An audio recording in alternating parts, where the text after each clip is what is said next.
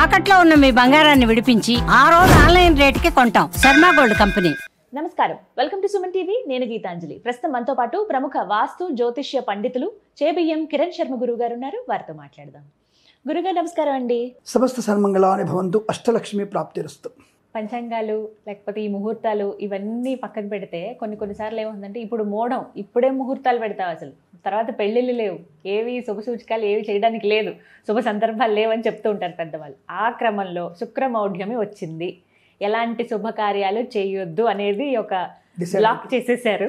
మరి ఎప్పటి నుంచి ఉందండి? అప్పటి వరకు ఏమేమి చేయొచ్చు చేయకూడదు తెలియదు. ఒకటి గుర్తుపెట్టుకోండి, ఇక్కడ పంచాంగంలో కూడా మరి చాలామంది 26, 27, 28 వరకు వెళ్ళిపోయారు. అంటే వాళ్ళకు క్లారిటీ లేదు. ఇక్కడ రెండు రకాలు. సూర్యోదయం ఎలా తెలుస్తుంది మీకు? సూర్యోదయం మీరు ఎలా కనిపెడతారు? సూర్యుడిని బట్టి కదా. అంటే ఎలా సూర్యుడు బట్టి? అంటే సూర్యుడు ఇంతకుముందు లేడా? రాత్రిపూట లేడా? అమెరికా ఆడుకున్నాడుగా.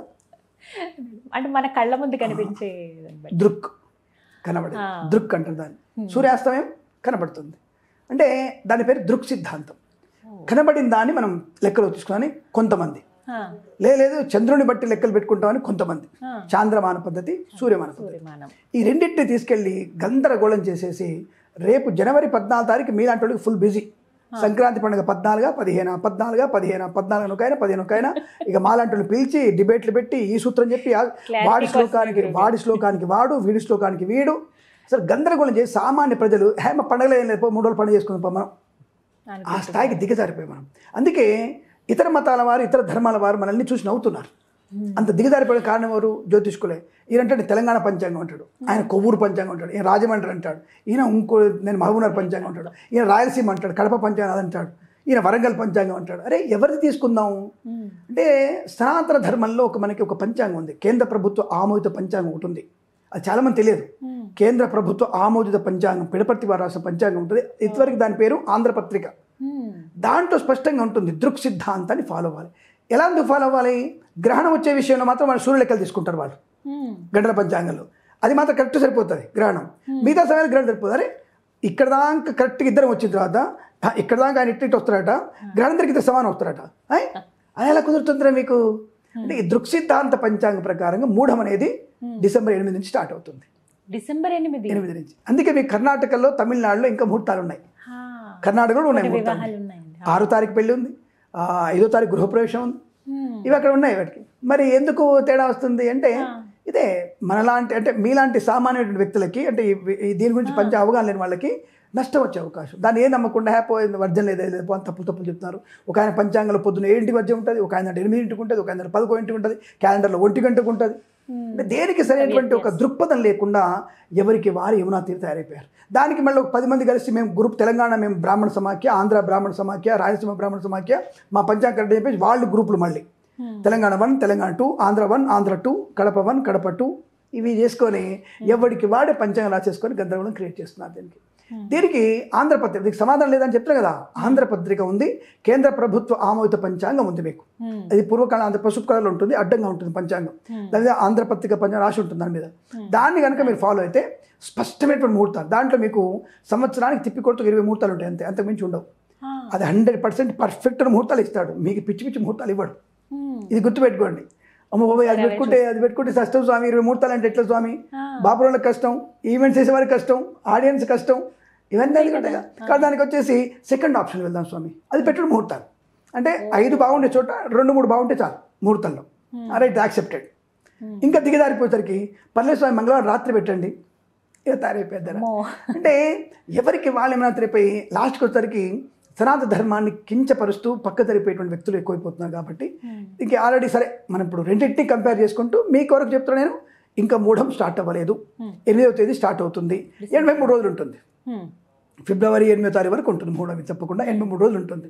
కాబట్టి మూఢం అనేది 83 రోజులు. కాబట్టి ఒకవేళ ఇప్పుడు 27 స్టార్ట్ అయింది అనుకున్నా మీకు ఫిబ్రవరి వరకు ఉంటుంది కనుక ఫిబ్రవరి 7వ తారీఖు ముహూర్తాలు బలంగా ఉన్నాయి, మంచి ముహూర్తాలు కనబడుతున్నాయి, ఇబ్బంది లేదు, మీకు అనుకూలత ఉంది, ఆనంద యుగాలు ఉన్నాయి. కానీ శుక్రమూఢం అంటే ఏమిటంటే సూర్యునికి చంద్రుడు, అది శుక్రుడు అనేటువంటి గ్రహం అడ్డం వచ్చినప్పుడు కనబడాడు సూర్యుడు, మనకి శుక్రుడు కనబడాడు. ఇది మూఢం, శుక్రమూఢం. గురుమూఢం అంటే సూర్యుని వెనకాల గురుడు రావడం. ఈ మూఢంలో కనబడు కాబట్టి అతని కాంతిని సూర్యుడు కలిసిపోద్ది కాబట్టి మూఢం ఉంటారు. కానీ మనకి సూర్యుడు కానీ, శుక్రుడు, రవి కానీ, గురుడు కానీ, శుక్రుడి యొక్క కాంతి తప్పకుండా 3 పడాలి మనకి. 3 పడినప్పుడే మనకి శుభమైనటువంటి యోగం ఉంటుంది. ఆ చేసుకునేటువంటి కార్యం సుసంపన్నం అవుతుంది. కాబట్టి మూఢలు లేనటువంటి ముహూర్తాలు చూసుకునే ప్రయత్నం చేస్తారు. అవి శుభముహూర్తాలు అంటారు. మరి ఏవేవి చెయ్యకూడదో ఒకటి, ఈ మూఢ సమయంలో మనం చెయ్యకూడదు ఏంటంటే అందరు తెలిసిందే, వివాహము, ప్రతిష్టలు, ఉపనయన సంస్కారము, తర్వాత మనకి నిశ్చయతాంబూలాదులు పుచ్చుకోవడం, తర్వాత మనకి గృహప్రవేశము, శంకుస్థాపన అంటే గృహారంభాలు చేయకూడదు. ఇక ఇప్పుడు చూసుకుంటే మనకి ఎందుకు ప్రభుత్వ కార్యాలన్నీ ఫెయిల్ అవుతున్నాయని అడిగితే వాళ్ళొక వారము వర్జ ఉండదు. వాళ్ళకి ఒక rules protocol. Sir minister CM గారు మధ్యాహ్నం 3ంటికి ఖాళీ ఉన్నాడు, 3ంటికి పెట్టి ఓపెనింగ్ పెడతాడు. అలాంటివన్నీ కూడా యాక్సిడెంట్లకి, ప్రమాదాలకి, కూలిపోవడానికి కారణమవుతున్నాయి. కాబట్టి దాన్ని కంపల్సరీగా ఆ యొక్క ముహూర్తాన్ని ఫాలో అవ్వాల్సిందే. నువ్వు స్టోన్ వేసినా, బ్రిడ్జ్ ఓపెనింగ్ చేసినా సరైన ముహూర్తంలో ప్రారంభం చేస్తే అనుకూలంగా ఉంటుంది. లేదా విపరీతమైనటువంటి యాక్సిడెంట్స్ అవుతూనే ఉంటాయి. ఆ విషయాన్ని గమనించుకోవాలి. చాలామంది ప్రేక్షకులు కామెంట్స్లో అడిగిన క్వశ్చన్ అండి, మోఢానికి సంబంధించి. అమ్మాయి కడుపుతో ఉంది, అత్తవారింటి నుంచి పుట్టింటికి తీసుకురావచ్చా, మరి డెలివరీకి తీసుకురావచ్చా అని అడిగారు కొంతమంది. తప్పకుండా సీమంతం చేసి తీసుకురావద్దు అడుగుతారు కొంతమంది. సీమంతం చేసి అత్తగారిలో సీమంతం చేసి పుట్టినచ్చుకోవచ్చు. ఈ మోఢంలో ఎందుకు తీసుకురావద్దు? ఎవరు చెప్పారు తీసుకురావద్దని?